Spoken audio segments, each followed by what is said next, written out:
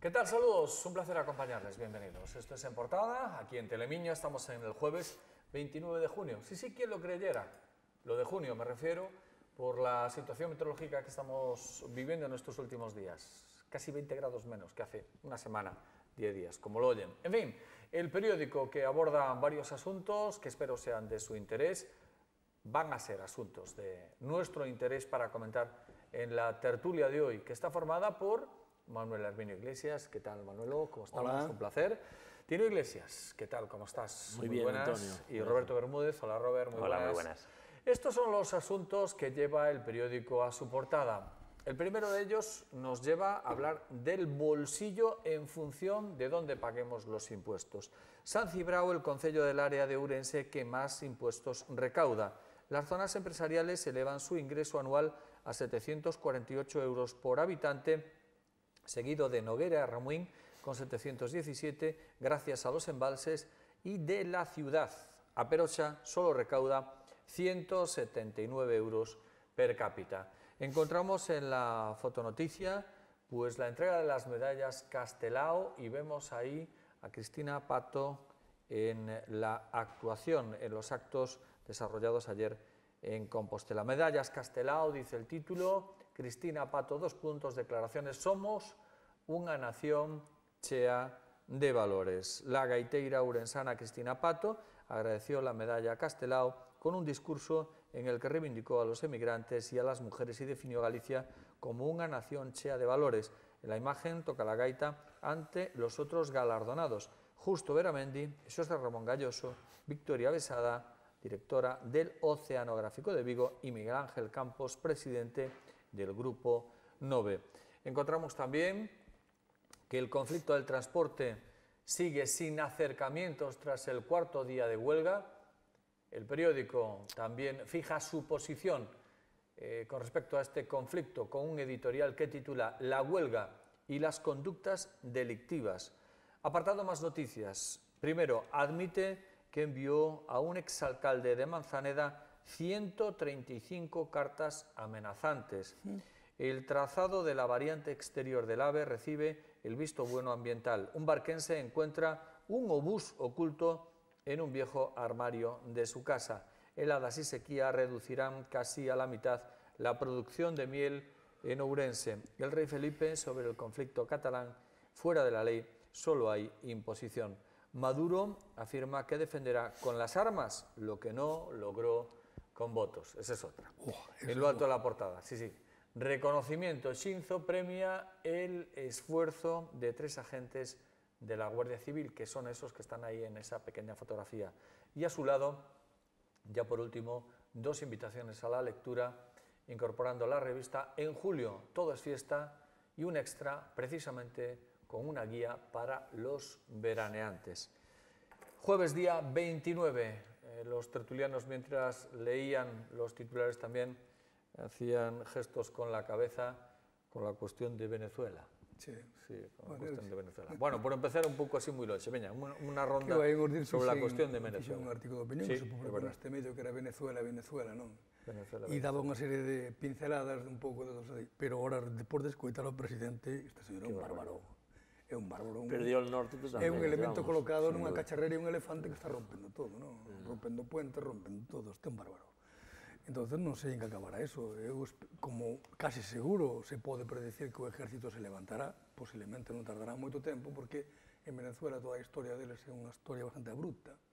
Un país moi rico, con moita potencialidade, pero que vai de golpe en golpe. E os militares sempre puxeron a quitar un presidente casi sempre, non?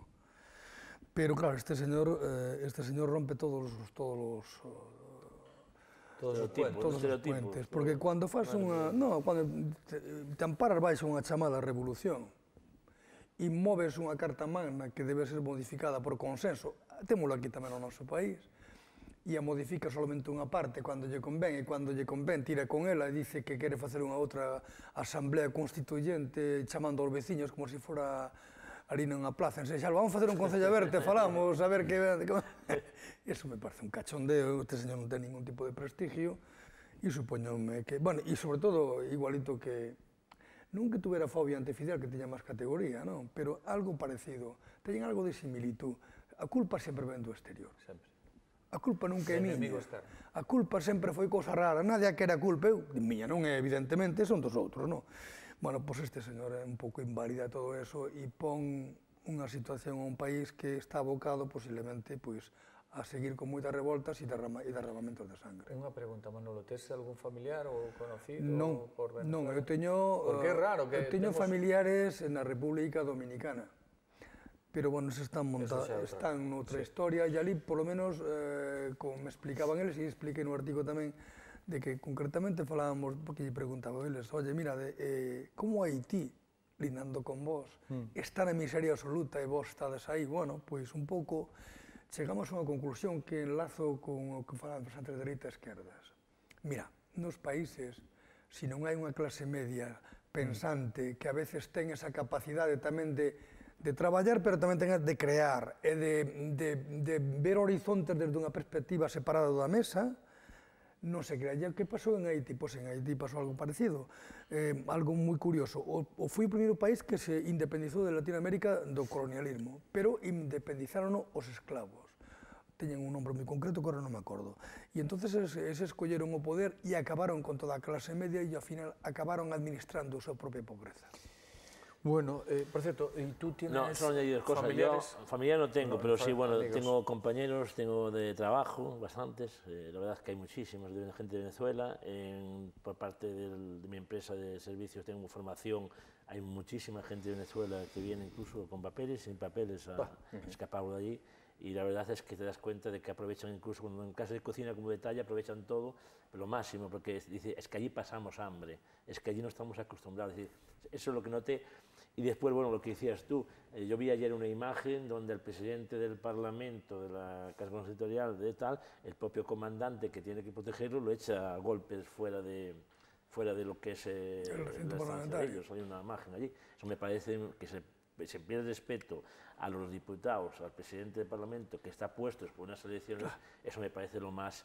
Para mí fue una imagen de lo más terrible que vi a nivel político, a nivel de protestas, bueno, que mueran tanta gente joven, que bueno, es una pena, es una pena muy grande. Es verdad. Robert, también te hago la misma pregunta, ¿tienes familiares? Sí, tengo familia, tengo amigos aquí que vienen de allí, que han venido de allí. ¿Y qué te cuenta la familia, por cierto? Pues, a ver, a día de hoy es muy fácil, a través de Facebook y demás, además comparten muchas publicaciones y lo que te cuentan es que lo están pasando fatal y de hecho pues me han preguntado en varias ocasiones para intentar venirse para aquí, pero no es algo fácil, el dejar aquello, porque dejar aquello significa que cuando vuelvas es probable que no tengas absolutamente nada. Es más que probable. O sea, y luego, un poco hablando un poco en función de la noticia, la frase es definitoria y definitiva. O sea, es que no tiene mucho que comentar. Es demoledora, exactamente, esa es la palabra, demoledora. O sea, es algo de todas maneras que nos esperábamos de este señor y que, bueno... Yo creo que se le escapó, fue un momento de lapsus, se vino arriba y lo soltó, porque él mismo está reconociendo que lo que no consigue por voto lo consigue por las armas. Si no dijo esta barbaridad otras veces, dijo otra semejante. Sí, no, claro, por supuesto. Y después era una cosa que decía también. A mí me parece esto muy fuerte, a mí esto me parece... demoledora. Lo que no consigue con los votos lo voy a conseguir con las armas, está reconociendo que no tienes el apoyo del pueblo, claro. Legitimidad. Bueno, pero también lo que decía Manolo antes de el enemigo externo, dice, no son responsables de nada, todo esto que pasa, porque siempre hay... La culpa es huérfana. Exacto, una conspiración judeo-masónica internacional. No, pero esto empezó todo con un discurso de Chávez que siempre se busca unha víctima, o sea, se victimiza a alguén. E empezó a decir que, claro, todos os que foron a Venezuela foron a roubar. Bueno, moi ben, os emigrantes que foron daqui foron a roubar, os empresarios iban a roubar, e claro, se falas ca outra xente, que tuve unha oportunidade de falar con unhas persoas en Vigo que se viñeron para aquí de Venezuela, estábamos permanente, e ese discurso foi calando nunha parte social moi importante. E entonces nos miraban, empezamos como explotadores, como tal, cando eles non queren facer nada, non producen nada, non traballan nada, non fan nada. E iso crea ese ambiente e crea esa dicotomía que ahora viestes a Chávez cuando decía esta casa exprópiese, como si fuera, pero esto que no se puede hacer nun país cualquiera aquí, aquí para expropiar, del banco de no sé qué, que es que declarar de utilidad pública, tú para expropiar aquí un cachiño de terreno pequeño, ten co ayuntamiento declarar de utilidad pública, bueno, pero ese tipo de hay países donde hay seguridad jurídica y hay países donde no hay seguridad jurídica. Bueno, y es curioso lo de lo que los pobres, la pobreza, que cuando los listados de riquezas, creo que la hija de Chávez, que por cierto creo que conviven dentro del palacio del presidente, es una de las mujeres más ricas de Venezuela. Casualidad. Claro, casualidad, ¿no? Casualidad y esfuerzo y trabajo. Sí, señor, duro, muy duro. Y hay que tener en cuenta, no olvidarse, que es un país con un gran número de recursos. Sí, pero recursos si no se explotan. Claro, si no se explotan racionalmente y esas cosas. Claro, pero ahí es donde cobra importancia el tener muy claro a quién tienes, a quién eliges, y evidentemente en este caso no, porque aquí estamos hablando de una dictadura. Está vendo unha tendencia no mundo neste momento, que está xa nos Emiratos Árabes está pasando, se están temblando eles porque se aquí empezan, si en Occidente, que é onde se vai empezar a facer eso, as enerxías empezan a ser o sol e outro tipo de enerxías que non sean as fósiles, xa non saben que facer. Bueno, ese país, o día que non podía vender petróleo, que o petróleo este a ganga, ou mesmo os países árabes, a ver que van a facer. Porque, claro, a vida hai que evolucionar, e como dicía outro, a necesidade apreta que o inxenio funcione. E en Occidente está funcionando eso, con todos os defectos que temos, que os hai grandísimos, pero xa empeza a haber outro tipo de cuestións. Entonces, que sucede? Un país que non produce nada, que todo ten que importar, que só ten ali, bueno, andar, poder para comer, ao mellor poden ser autosuficientes. Pois non sei, non lle vexo futuro. E depois con unha clase dirixente que nefasta.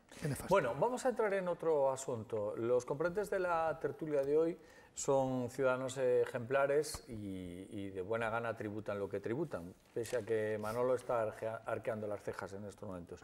San Cibrao es el concello del área de Ourense que más impuestos recauda. Vivamos donde vivamos, pagamos, desde luego, encantadísimos los impuestos.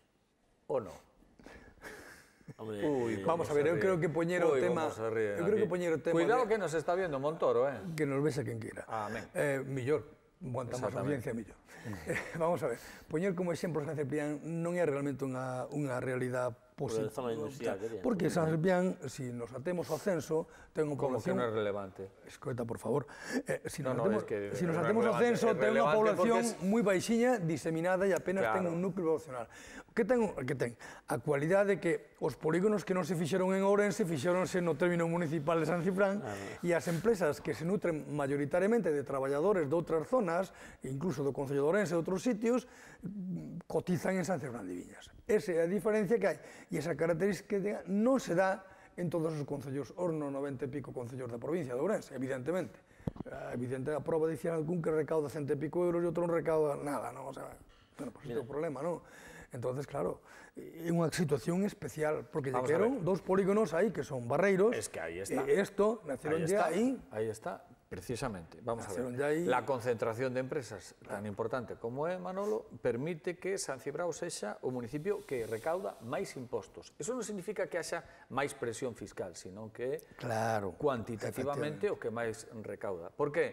Porque hai 300, casi 400 empresas no polígono industrial de San Cibrao das Viñas, porque hai 100 e pico en Barreiros, porque hai no Parque Tecnolóxico tamén as que hai, en definitiva. Estamos falando... E supoño que Pereiro tamén terá parte... Sí, pero porque ten o seu propio parque empresarial. O mellor a pregunta que hai que facer é os servicios que reciben os veciños de San Cibrao están en consonancia cos ingresos? Pois, efectivamente. Claro, porque estamos falando de ingresos moi sustanciosos, De todas maneiras, hai unha cuestión que é xeográfica, física. Ourense, como concello que é moi pequeniño, pensade que Ourense ora é máis grande porque se incorporou Ponte Canedo e chega pois, a punta ao río Viñao, non? Pero antes era desde o concello desde o Puente do Miño, do Puente da Pontevella, hasta o cimo do Alto do Cumial, incluindo Seixalbo, que tamén era a parte, que non andaba aí un pouco navegando o obispo, non? Entón, é un concello moi pequeniño e non ten espacio xeográfico físico propio para estes tipos de alternativas e por eso foron a recaer en concellos limítrofes. Bueno, caballeros, a ver, pagar impuestos nos puede gustar más o menos, hay que pagarlos porque pues, se necesita para que una ciudad pues, haga pues, infraestructuras, que haya mantenimiento de la ciudad, eso me parece muy bien.